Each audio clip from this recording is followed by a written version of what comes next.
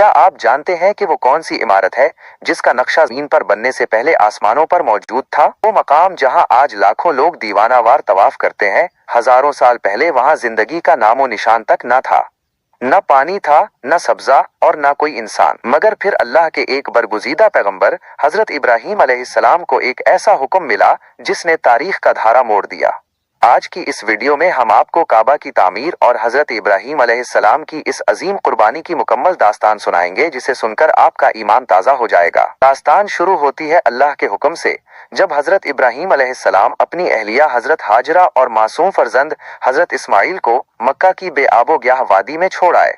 जब हजरत हाजरा ने पूछा, क्या अल्लाह ने आपको ये हुक्म दिया है? आपने फरमाया, हाँ। इस पर बीबी हाजरा का जवाब रहती दुनिया तक के लिए मिसाल बन गया, फिर अल्लाह हमें जाया नहीं करेगा। वक्त गुजरा, जमजम का चश्मा फूटा, कबीला बनु जुरहम यहाँ आकर बसा और वो बंजर जमीन एक बस्ती में बदल गई। सालों बाद जब हजरत इस्माइल अलैहिस्सलाम जवान हुए तो हजरत इब्राहीम अलैहिस्सलाम दोबारा तशरीफ लाए, मगर इस बार मकसद सिर्फ मुलाकात नहीं बल्कि एक अजीमुश्शान तामीर थी। कुरान पाक में अल्लाह फरमाता है, सूरतुल बकरा आयत नंबर 127, और याद करो जब इब्राहीम और इस्माइल उस घर की बुनियादें उठा रहे थे, बाप और बेटे ने मिलकर कायनात के सबसे मुकद्दस घर की तामीर शुरू की। हजरत इस्माइल अलैहिस्सलाम पत्थर ला कर देते और हजरत इब्राहीम अलैहिस्सलाम उन्हें जोड़ते जाते। जब दीवारें बुलंद हुई तो हजरत इस्माइल अलैहिस्सलाम एक खास पत्थर लेकर आए ताकि उस पर खड़े होकर तामीर जारी रखी जा सके। आज भी ये पत्थर मकाम इब्राहीम के नाम से मौजूद है, जिस पर खलीलुल्लाह के कदमों के निशान आज भी वाज़ेह हैं। रिवायात के मुताबिक इस तामीर में जन्नत का एक पत्थर यानी हुजरी अस्वद भी लगाया गया, जो आज भी बोसागाही खलायक है।